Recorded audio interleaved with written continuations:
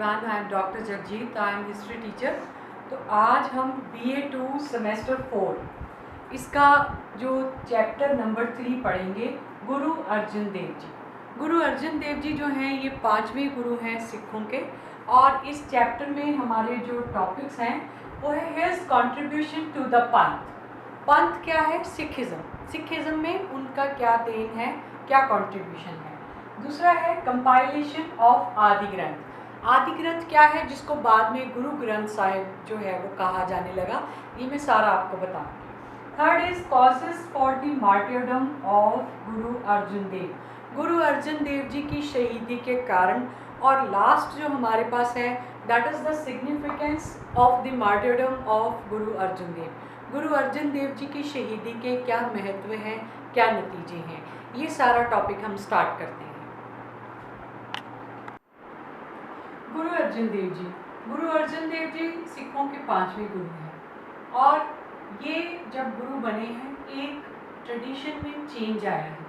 पहले जितने भी गुरु हैं उनमें जो गुरुशिप है वो हेरिडिटरी नहीं है।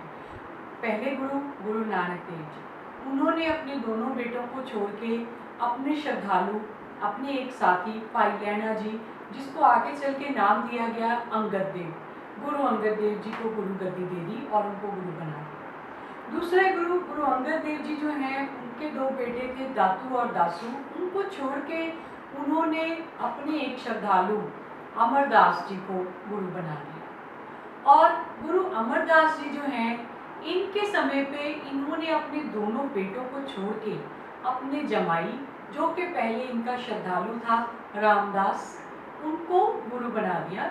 भाई जेठा जी, इनका असली नाम था गुरु रामदास जी का, वो चौथे गुरु बने। यहाँ से एक ट्रेडिशन में चेंज हुआ। ये चेंज क्या था कि अब गुरुशिप जो है हेरिडिटरी हो गई। गुरु जो है अपने किसी बेटे को या अपने पोते को गुरुशिप दिया जाने लगा।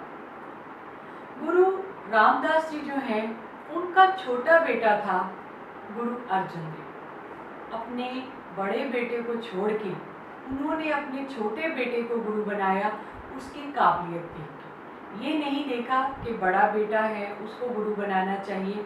जब उन्होंने देखा कि ये सबसे छोटा बेटा जो है ये ज़्यादा काबिल है तो उनको गुरु बना दिया। गुरु अर्जन देव जी बचपन से ही जो सारे गुरुओं की बाणी लिखी हुई थी, स्पेशली उनके नाना जी गुरु अमरदास जी की जो बाणी है उसको बहुत अच्छे से वो पढ़ते थे और उसका जाप करते। इसके अलावा उनकी विनम्रता, उनके स्वभाव की सहनशीलता को देखते हुए उनको 5वें गुरु बनाने के लिए गुरु रामदास जी ने उनके हाथ में 5 पैसे और एक नारियल थमा। ये एक बहुत बड़ा इंसिडेंट था पंजाब में, क्योंकि बहुत से लोग थे जो चाहते थे हमें गुरु बनाया जाए। गुरु रामदास जी जो हैं उन्होंने एक प्रथा शुरू की थी, वो थी मसंद प्रथा। ये मसंद का मतलब क्या है? मसंद एक शब्द है पर्शियन भाषा का या अरबी भाषा का। इसका मतलब है मैसेंजर, गुरु का मैसेंजर। अब ये मैसेंजर क्यों बनाए गए? गुरु रामदास जी के बारे में मैंने बताया है आपको कि उन्होंने एक ज़मीन जो और अकबर के द्वारा गुरु अमरदास जी को दी गई थी, वहाँ पे एक शहर स्थापित किया। उस शहर की कंस्ट्रक्शन के लिए बहुत समय लगा, बहुत पैसा लगा।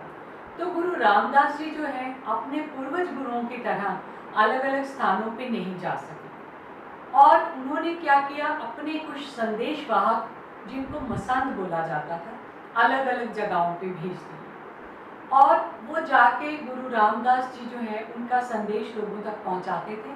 और लोग अपनी तरफ से जो भी भेंट, चाहे वो पैसे के रूप में, चाहे वो किसी सामग्री के रूप में देते थे, तो गुरु जी के पास में पहुँच जाते।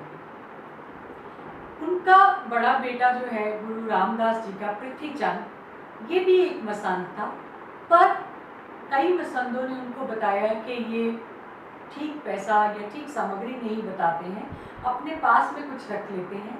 तो ऐसी बातों को सोच के गुरु रामदास जी को लगा कि ये मेरा बेटा जो है ये गुरु नहीं बन सकता। इसीलिए उन्होंने ये फैसला लिया था, गुरु अर्जन देव जी जो हैं उनको गुरु बनाया, 5वें गुरु। एक परंपरा और थी, वो थी मंजी प्रथा, जो कि गुरु अमरदास जी ने चलाई थी। गुरु अमरदास जी उम्र में काफ़ी बूढ़े थे जब वो गुरु बने, तो अलग अलग जगहों पे जाना, ट्रैवल करना उनके लिए बड़ा मुश्किल था। तो वो दूसरा एक बात और थी कि वो जब भी बैठते श्रद्धालुओं के सामने मंजी लगा लेते थे, मंजी के ऊपर कभी लेट जाते, बैठ जाते, क्योंकि ज़्यादा लंबा समय खड़े होना उनके लिए मुश्किल था। तो वो मंजी पे बैठ के अपने जो प्रवचन है वो लोगों को सुनाते। इसके अलावा अपने कुछ व्यक्ति उन्होंने तैयार करके अलग अलग जगहों पे भेजे और वो भी ऐसे गुरु की तरह मंजी लगा के लोगों को अपने उपदेश देते थे। इस परंपरा को कहा जाता था मंजी प्रथा, और ये 22 मंजियाँ स्थापित की गई थी पूरे पंजाब में, जो कि गुरु अमरदास जी तक ही रही, क्योंकि उनके बाद में जो गुरु बने गुरु रामदास, वो जवान थे, उम्र में छोटे थे, इसलिए उन्होंने काफ़ी हद तक कार्य जो है अपने तरीके से किया और एक शहर जो बसाया चक रामदासपुर, उसके लिए मसंद प्रथा उन्होंने स्थापित की। इसके बाद में गुरु अर्जन देव जी जो हैं, इनका बहुत बड़ा कंट्रीब्यूशन है सिख धर्म की डेवलपमेंट के लिए, ग्रोथ के लिए, कंसोलिडेशन के लिए। क्या है कि जो सिखिज़म हम जिसको कहते हैं, वो एक इज़म बन के, एक धर्म बन के, एक पंथ बन के जो सामने आया, उसमें काफ़ी हद तक कंट्रीब्यूशन है गुरु अर्जन देव जी का। देखिए, मैंने पहले वाले वीडियो में बताया कि कोई भी धर्म जो है उसमें कुछ खास चीज़ें होती हैं जिनकी वजह से वो धर्म की पॉपुलैरिटी होती है। एक तो धार्मिक स्थान, दूसरा धार्मिक किताब। धार्मिक स्थान जो है वो गोइंदवाल साहिब की बौली गुरु अमरदास जी ने बनवाई। उसके बाद में चक रामदासपुर एक नया शहर बसा दिया गुरु रामदास जी ने।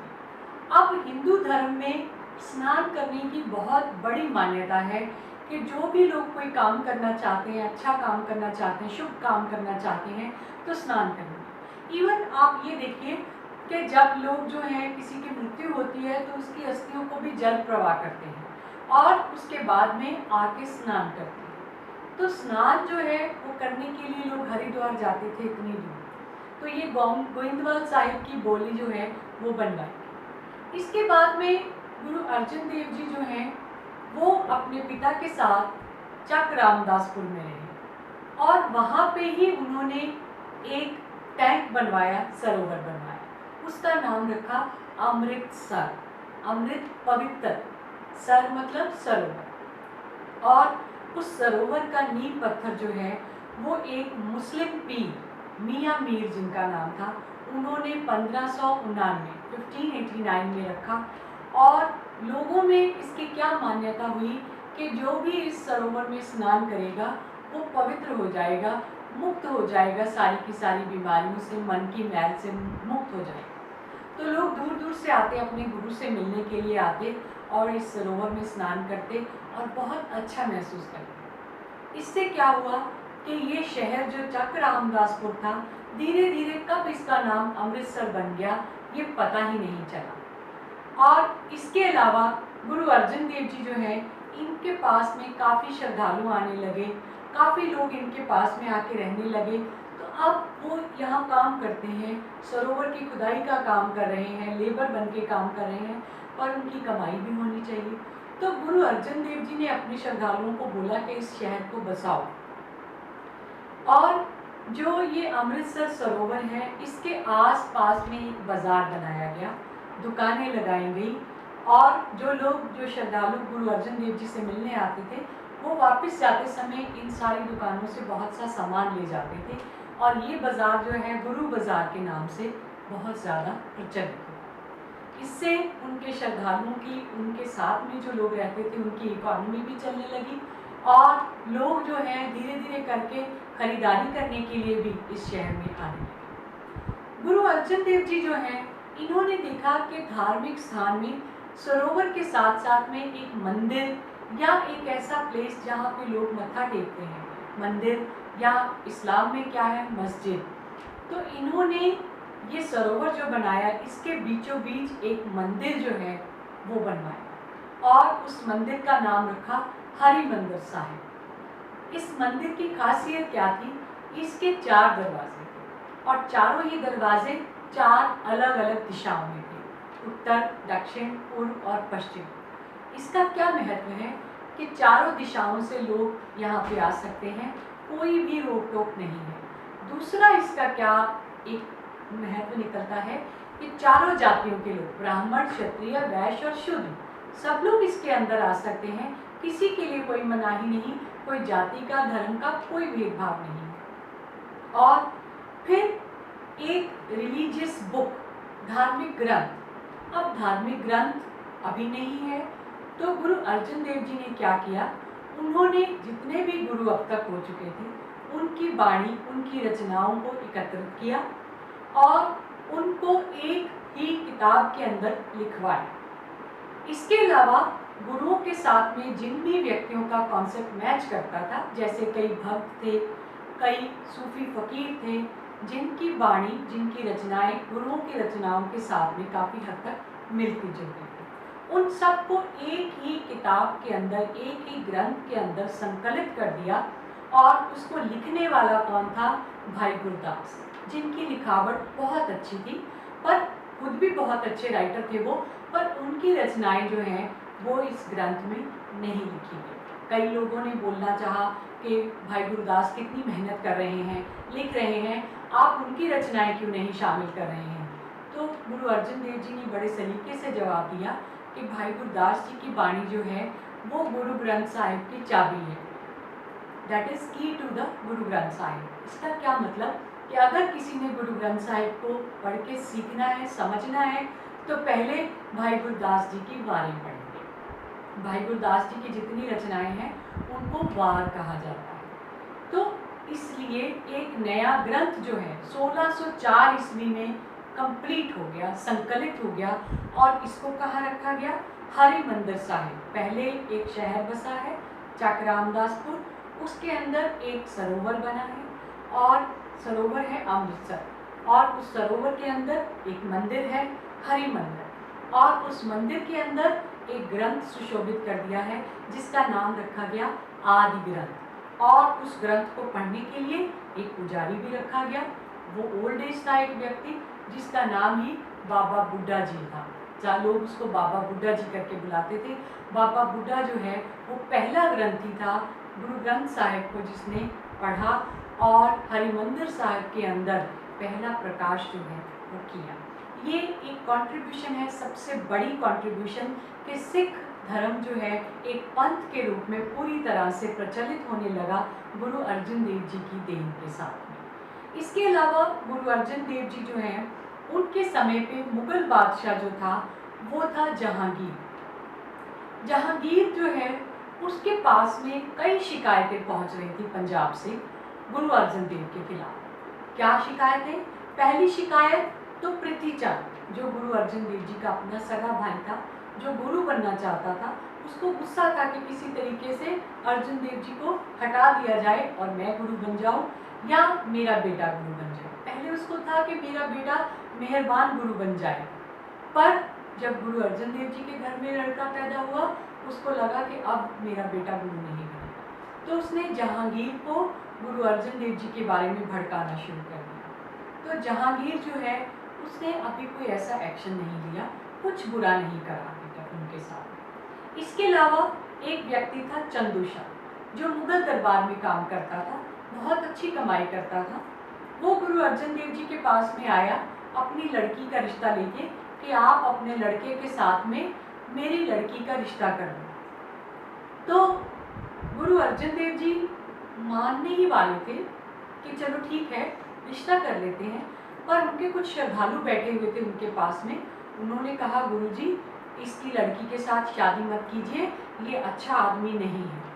गुरुजी ने कुछ भी नहीं सोचा, उन्होंने ये देखा कि जो भी मेरे श्रद्धालु फैसला ले रहे हैं वो सही फैसला है, तो उन्होंने चंदू शाह को साफ मना कर दिया कि चंदू शाह अगर मेरे श्रद्धालु नहीं ठीक समझते हैं तो ये रिश्ता नहीं हो पाएगा।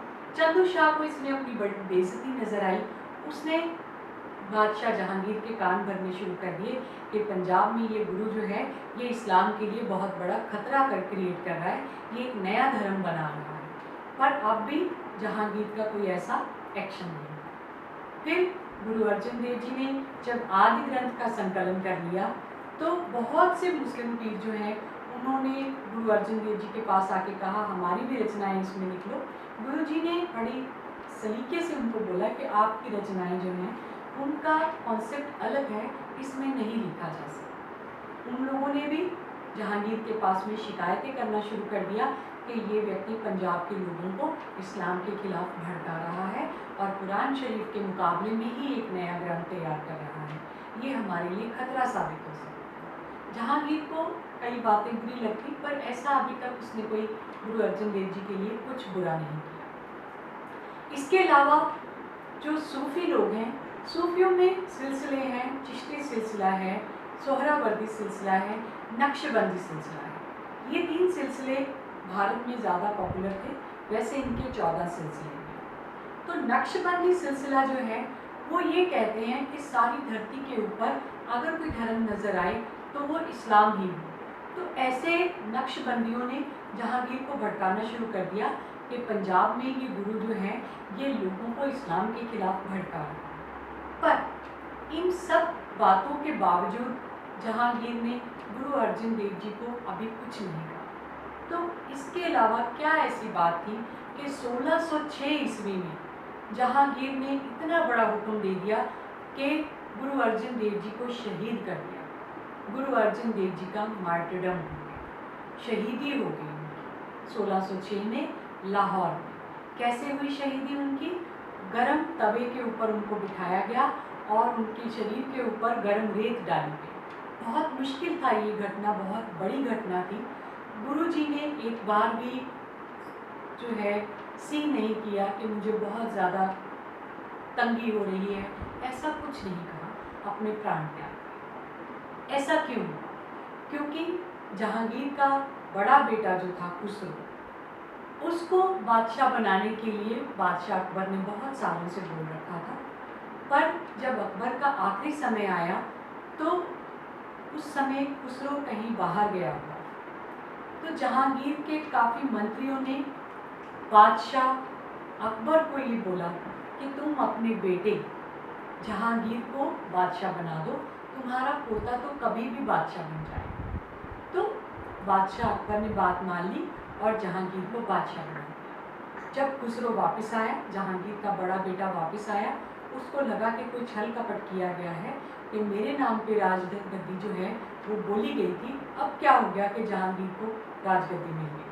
तो जहांगीर ने उसको समझाने की कोशिश की, पर बेटे ने बगावत कर। खुसरो बगावत करता हुआ अफ़गानिस्तान की तरफ गया। जहांगीर ने अपनी सेनाएं भेजी उसके पीछे। तो अफ़गानिस्तान का रास्ता दिल्ली के ज़रिए देखें तो पंजाब के रास्ते से आता है। तो पंजाब में जो खुसरो है वो गुरु अर्जन देव जी से मिले और आगे बढ़ गए अफ़गानिस्तान। कई लोगों ने जहांगीर को ये बात के लिए भड़काया कि तुम्हारे बेटे खुसरो को असल में भड़काने वाला कौन है? पंजाब में जो गुरु है अर्जुन देव। इसने उनको पैसा भी दिया और उसके नाम पे प्रार्थना भी की ताकि ये विजयी हो और तुम्हारा नाश करे। इस बात के लिए जहांगीर को बहुत गुस्सा आया और उसने गुरु अर्जन देव जी की शहीदी के लिए जो है वो एक बहुत बड़ा ऐलान कर दिया। उसने क्या ऐलान किया कि अर्जुन देव जी को बुलाया जाए और उनको बोला जाए कि तुम इस्लाम कबूल करो या तुम इतना बड़ा तुमने बुरा काम किया है उसके लिए जुर्माना करो। जब गुरु अर्जन देव जी को बुलाया गया जहांगीर के सामने, तो गुरु अर्जन देव जी के सामने ये 2 कंडीशंस जो रखी गई, इस्लाम कबूलने की और बड़ा जुर्माना भरने की, ये दोनों ही गुरु अर्जन देव जी ने मना कर दिया। उन्होंने बोला जो जुर्म मैंने किया ही नहीं उसके लिए मैं क्यों जुर्माना दूं? दूसरा, मैं अपना धर्म क्यों बदलूँगा? मैं जिस धर्म में हूँ वो धर्म मुझे ठीक है। तो इसलिए जहांगीर ने क्या हुक्म दे दिया कि इनको गर्म तवे के ऊपर बिठाओ और ऊपर से गर्म रेत डालो। उनको लगता था कि ये बोलेंगे नहीं नहीं मेरे साथ ऐसा मत करो, मैं आपकी बात मानने के लिए तैयार हूँ। पर गुरु अर्जन देव जी ने एक बार भी माफ़ी नहीं मांगी, एक बार भी उनसे ये नहीं बोला कि मुझे जो है ऐसे तसीहे मत दो, बल्कि वो अपने पूर्वजों की वाणी का पाठ करते रहे और अपनी जान तक त्यागने को तैयार हो गए। ये एक बहुत बड़ी घटना है पंजाब में जिसमें सिख धर्म जो है ये बहुत प्रभावित हुआ। कारण मैंने आपको बता दिए। गुरु अर्जन देव जी जो हैं उनकी शहीदी के कारण चंदू शाह का विरोध, पृथ्वीचंद का विरोध, इसके अलावा नक्शबंदियों का विरोध, जहांगीर की कट्टरता, इसके अलावा खुसरो का रिवोल्ट जो है, ये सारे कारण बने हैं। अब उनके महत्व क्या है, क्या क्या सिग्निफिकेंस है? पहली बात तो ये कि जब गुरु अर्जन देव जी के नाम पे ये सज़ा सुना दी गई तो उन्होंने अपने बेटे से मिलना चाहा। उनका बेटा था हरगोबिंद, वो श्रद्धालु उनके बेटे को लेके आ गए, गुरु अर्जन देव जी से मिला दिया। गुरु अर्जन देव जी ने अपने हाथ से 5 पैसे और नारियल अपने बेटे के हाथ में थमा दिया। ये क्या सिंबलाइज करता है कि उसको गुरु गद्दी दे दी, गुरुशिप दे दी, कि छठे गुरु कौन बनेंगे? गुरु हरगोबिंद। इसके अलावा उन्होंने अपने बेटे हरगोबिंद को बोला कि आने वाला समय जो है तुम्हें कुछ ऐसा करना पड़ेगा कि अपना और अपने श्रद्धालुओं का बचाव करना पड़ेगा। आज मेरी जो हालत है उसका क्या कारण है कि हमारे पास कुछ भी हथियार नहीं है, हम मुगलों का मुकाबला नहीं कर सकते। उनका बेटा इस चीज़ को बाखूबी समझ गया और उसने एक नई पॉलिसी शुरू की, मीरी और पीरी की, तलवार धारण किया और पंजाब में सिख धर्म में जो है वो सैनिकीकरण कर दिया, मिलिटराइजेशन कर दिया। इसके अलावा अपने गुरु की बहादुरी देख के पंजाब के लोगों के अंदर बहुत ज़्यादा बहादुरी का जज्बा फैल गया। इसके अलावा महत्व जो निकला कि पंजाब में गुरु अर्जन देव जी की शहीदी को देख के लोग बहुत प्रभावित हुए और सिख धर्म में ज़्यादा से ज़्यादा शामिल होने लगे। पंजाब के लोग बहुत ज़्यादा निडर हो गए, मुगलों का मुकाबला करने के लिए तैयार हो गए और सिख धर्म जो है एक नया धर्म बन के पंजाब में सामने आया। ये सारा है गुरु अर्जन देव जी का सिख धर्म में कंट्रीब्यूशन, उनके मार्टिडम के कारण और महत्व। धन्यवाद।